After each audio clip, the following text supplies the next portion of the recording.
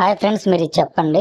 Elections results వెలువడే రోజు మనం న్యూస్ లో వింటుంటాము. అలా నియోజకవర్గంలో మొదటి రౌండ్ తర్వాత ఇన్ని ఓట్ల ఆధిక్యంలోను, రెండో రౌండ్ తర్వాత ఎన్ని ఓట్లు వెనుకంజలోను ఉన్నారు అని వింటుంటాం మనం. అయితే ఈ రౌండ్స్ ని ఎలా లెక్కిస్తారు ఇప్పుడు తెలుసుకుందాం. ఈ ఎలక్షన్ కౌంటింగ్ మొత్తం కూడా ఆర్ఓ రిటర్నింగ్ ఆఫీసర్ ఆధ్వర్యంలో జరుగుతుంటుంది. ఒక పెద్ద కౌంటింగ్ హాల్లో కొన్ని బెంచీలను ఏర్పాటు చేసి ఒక్కొక్క బెంచ్ మీద ఒక్కొక్క ఈవీఎం నుంచి రిజల్ట్ బటన్ ప్రెస్ చేసి అభ్యర్థులకు వచ్చిన ఓట్లు లెక్కించడం జరుగుతుంది.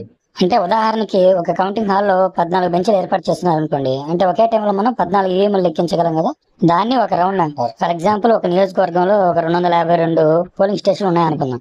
అంటే 252 ఈవీఎంలు ఉన్నట్టే కదా. ఒక రౌండ్ లో 14 ఈవీఎంలు లెక్కిస్తే మొత్తం 252 ఈవీఎంలు లెక్కించడానికి ఎన్ని రౌండ్లు కావాలి? 18 రౌండ్లు కావాలి. మొదటి రౌండ్ లో 14 ఈవీఎంల ఓట్లు లెక్కించడం, బోర్డు మీద రాయడం. మళ్ళీ రెండో రౌండ్ లో ఇంకో 14 ఈవీఎంల ఓట్లు లెక్కించడం, మళ్ళీ బోర్డు మీద రాయడం. ఈ విధంగా మొత్తం 18 రౌండ్ లో మొత్తం 252 ఈవీఎంలో ఉండేటువంటి ఓట్లు లెక్కించి విజేతను ప్రకటిస్తారు. ఇలాంటి స్మార్ట్ కంటెంట్ కోసం ఛానల్ ని సబ్స్క్రైబ్ చేసుకుని వెళ్ళొచ్చు కదా.